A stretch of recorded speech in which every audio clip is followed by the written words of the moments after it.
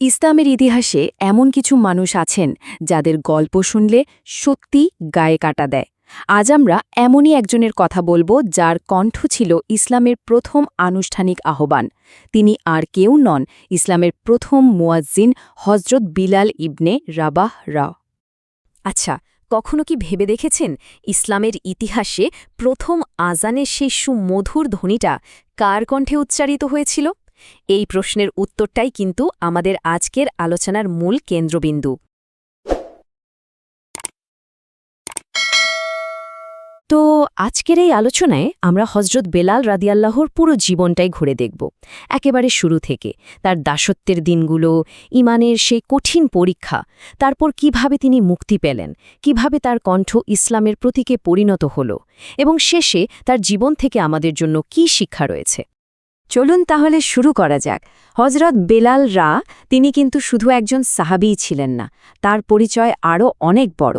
তিনি ছিলেন ইসলামের সাম্য আর বিশ্বাসের এক জীবন্ত প্রতীক। মুয়াজ্জিন শব্দটা তো আমরা সবাই জানি, তাই না, যিনি আজান দেন। কিন্তু হজরত বেলাল রা ছিলেন সেই প্রথম মানুষ যাকে স্বয়ং আমাদের নবী সাল্লাল্লাহু আলাইহি সাল্লাম এই বিশাল সম্মানের জন্য বেছে নিয়েছিলেন। আর কারণটা ছিল তার অসাধারণ সুন্দর আর শক্তিশালী কণ্ঠ।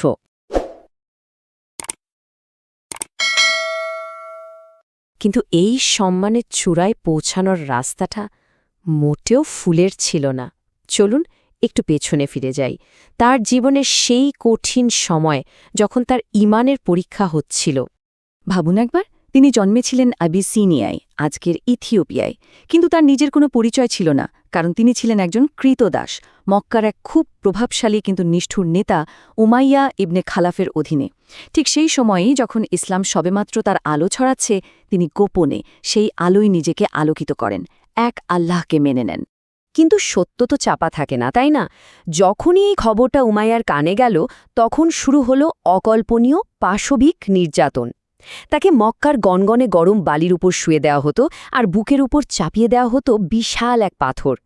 একটাই উদ্দেশ্য ছিল, যেন তিনি তার বিশ্বাস থেকে সরে আসেন। কিন্তু জানেন, সেই ভয়ঙ্কর কষ্টের মধ্যেও তার মুখ থেকে কি বের হতো? শুধু দুটো শব্দ, আহাদ, আহাদ, মানে আল্লাহ এক, আল্লাহ এক। তার বিশ্বাস ছিল পর্বতের মতো অটল।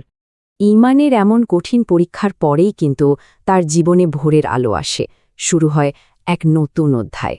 হজরত বেলালের এই অটল বিশ্বাস হজরত আবু বকর রাদিয়াল্লাহু এর হৃদয়কে এতটাই নাড়া দেয় যে তিনি অনেক চড়া মূল্য দিয়ে তাকে কিনে নেন, তাকে মুক্ত করে দেন সেই দাসত্বের জীবন থেকে। আর এই মুক্তিটা তার জীবনকে যেন 180 ডিগ্রি ঘুরিয়ে দিল। তিনি শুধু একজন স্বাধীন মানুষই হলেন না, তিনি হয়ে উঠলেন স্বয়ং রাসূল সাল্লাল্লাহু আলাইহি ওয়াসাল্লামের সবচেয়ে কাছের, সবচেয়ে প্রিয় সাহাবীদের একজন। এরপর থেকে তার পুরো জীবনটাই ছিল নবী আর ইসলামের জন্য উৎসর্গ করা। এবার চলুন সেই অধ্যায়ে যাই যেখানে এই নির্যাতিত মানুষটির কণ্ঠই হয়ে ওঠে ইসলামের চিরচেনা এক আহ্বান। মুসলমানরা যখন মদিনায় হিজরত করলেন, তখন নামাজের জন্য ডাকার একটা পদ্ধতির দরকার হল। আর যখন আজান চালু হল, রাসূল সাল্লাল্লাহু আলাইহি ওয়াসাল্লাম এই বিশাল দায়িত্বের জন্য আর কারো কথা ভাবেননি, তিনি হজরত বেলাল রাদিয়াল্লাহুকেই বেছে নেন। একবার চিন্তা করে দেখুন, একজন প্রাক্তন দাসকে এত বড় সম্মান দেওয়া হচ্ছে। এটাই তো ইসলামের সৌন্দর্য, তাই না? এখানে সাম্যটাই আসল। আর ইতিহাসের সেই সবচেয়ে আইকনিক মুহূর্তটা এলো মক্কা বিজয়ের দিন। যে মানুষটাকে একদিন এই মক্কারই উত্তপ্ত বালিতে ফেলে অত্যাচার করা হয়েছিল, সেই বেলাল আজ পবিত্র কাবার ছাদে দাঁড়িয়ে, আর তার কণ্ঠে উচ্চারিত হচ্ছে আজানের ধ্বনি। এটা ছিল স্রেফ একটা আজান নয়, এটা ছিল অন্যায়ের বিরুদ্ধে ন্যায়ের বিজয়। এবার আমরা তার জীবনের শেষ ভাগের দিকে যাব, যেখান থেকে আমরা রাসূল সাল্লাল্লাহু আলাইহির প্রতি তার ভালোবাসা আর ত্যাগের গভীরতাটা বুঝতে পারব। 632 সাল আমাদের প্রিয় নবী সাল্লাল্লাহু আলাইহি ওয়াসাল্লাম ইন্তেকাল করলেন। এই ঘটনায় হজরত বেলালরা এতটাই ভেঙে পড়েন যে তিনি আর মদিনায় থাকতে পারছিলেন না। আজান দিতে গেলেই তার রাসূলের কথা মনে পড়ত, কষ্টে তার বুক ফেটে যেত, তাই তিনি আজান দেওয়াই বন্ধ করে দেন। এই গভীর শোক নিয়েই তিনি মদিনা ছেড়ে সিরিয়ায় চলে যান এবং জীবনের বাকি সময়টা সেখানেই কাটান। দামেস্কেই তিনি শেষ নিঃশ্বাস ত্যাগ করেন। হজরত বেলালের পুরো জীবনটাই আমাদের জন্য একটা বিশাল শিক্ষা। তার গল্পটা আমাদের চোখে আঙুল দিয়ে দেখিয়ে দেয় যে মানুষের সম্মান তার বংশ, তার গায়ের রং বা সামাজিক অবস্থানে নয়।